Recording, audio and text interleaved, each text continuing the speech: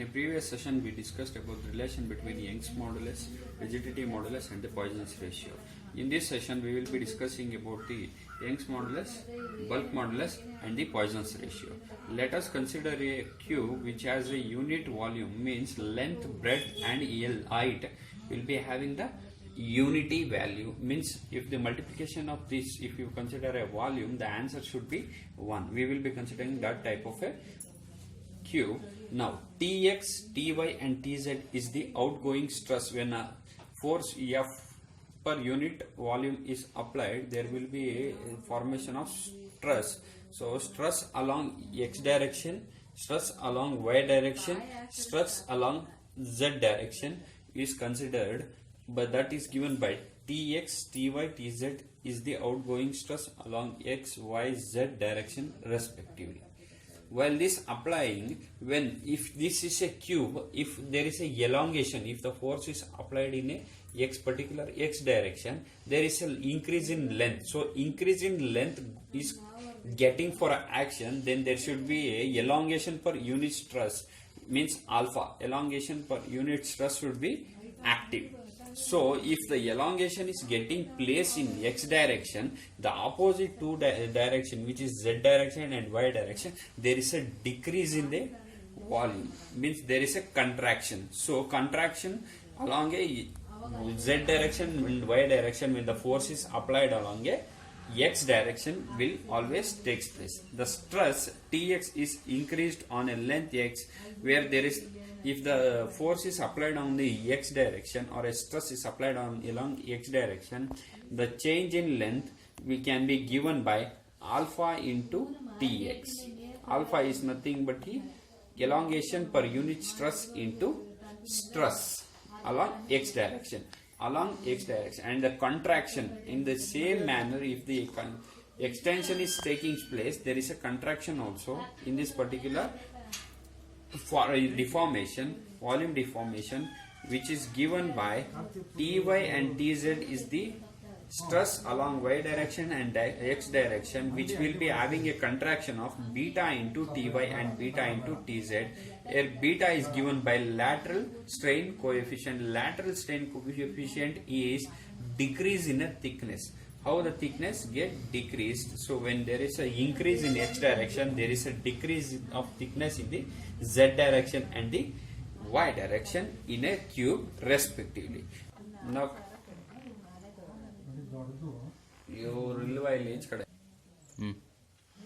now the length change along x direction is given by, means the expansion or the elongation is taking place and the contraction is happening, there will be a changes in the x direction volume, which is given by multiplying length into breadth into height always gives the unity, means that is the volume. The actual change in the volume and the deformation is applied can be given by 1 plus alpha Tx, means this is the elongation, means increase. So increase means it gets added to the length, and there will be decrease, which is decreased along a y direction, which is beta into Ty and minus beta into Tz. It is the one directional change, means the change in the length. Similarly, if the change in the y direction and z direction is considered in the same manner, we will get that 1 plus alpha into Ty minus beta Tx minus beta Tz, and for the z direction it can be given by 1 plus alpha Tz minus beta Tx minus beta Ty. These two are considered on the basis if the force is if the stress is applied for the x direction and the elongation, I consider one action, and similarly if the force is applied for the y direction and the z direction, the changes in the length respect to the y axis and the z axis can be given by similarly considering in the same manner. Now after this, the new volume in a cube is given by, I have considered length along x axis after deformation, length along y axis after deformation, length along z axis after deformation. Now I want a volume. Previously it was 1 into 1 into 1, it was 1 volume, unit volume cube. Now after deformation it is get changed, so I need to find a new volume. I need to multiply all these three length, what we got that what the this equation multiplied, I will be getting in the same manner, multiplication manner, I will be getting one equation. Since this equation is too big and we can't solve this equation, so I will be considering that alpha and beta means elongation per unit stress means lateral strain coefficient and longitudinal strain coefficient is too small. It can't be too big. It is acting in a micro level, so that the power which consider having a power of alpha square, alpha beta square, or in terms of any powers which multiplied, and the coefficients which are multiplied for the alpha and beta powers is considered as negligible. So after considering negligible, the new volume Q which produced after this multiplication by neglecting the powers of alpha and beta, I will be getting that 1 plus alpha into Tx plus Ty plus Tz minus 2 beta Tx plus Ty plus Tz. This is the final volume got after neglecting all the alpha and beta power terms in this particular above equation solving.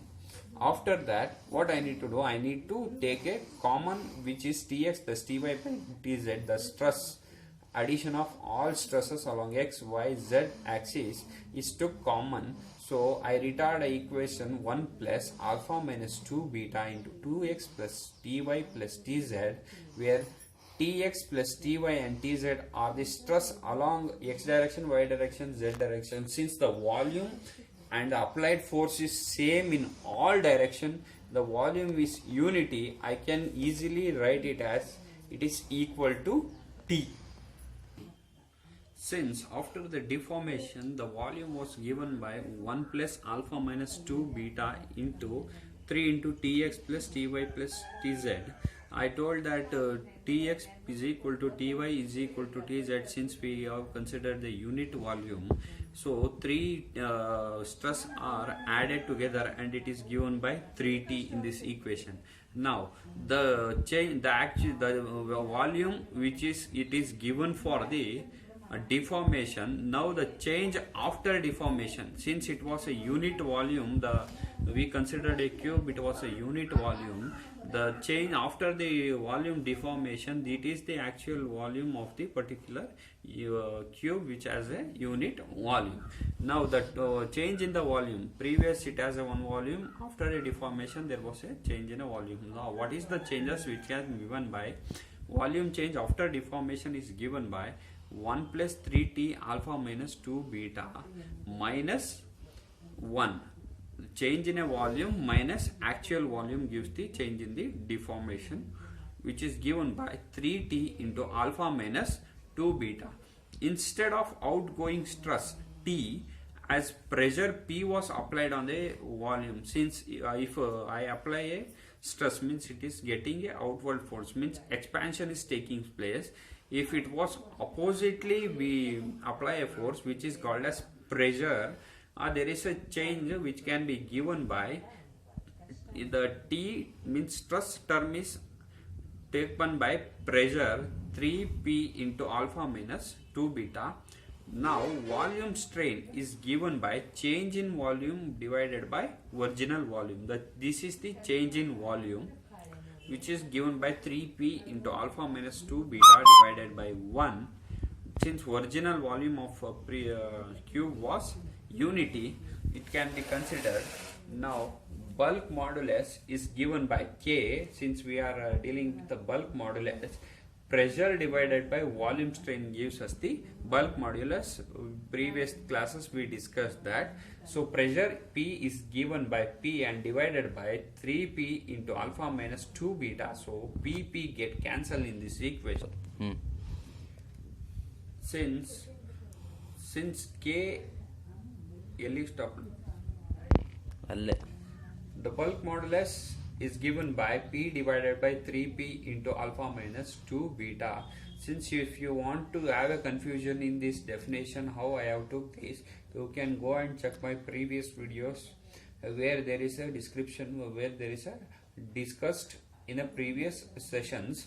Now without wasting our time, we will be going that bulk modulus K is equal to the PP get cancelled 1 over 3 into alpha minus 2 beta. Now in this particular equation, I will be considering a common term in a denominator which is called as alpha, means a longitudinal strain coefficient is took common. The retarding term in the equation is given by 1 minus 2 into beta divided by alpha, so nothing changes.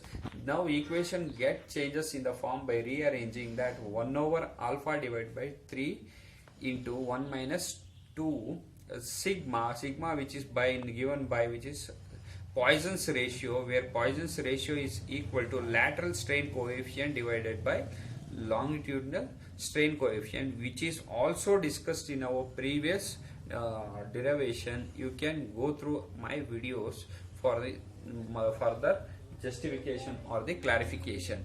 Now we know that 1 over alpha is always equal to Young's modulus, means Young's modulus is equal to 1 over longitudinal strain coefficient, which is previously discussed in my video. You can go through that, which is given by K is equal to Young's modulus divided by 3 into 1 minus 2 sigma, which is Poisson's ratio. So the relation between bulk modulus, Young's modulus and Poisson's ratio is found, and we have shown the relation between these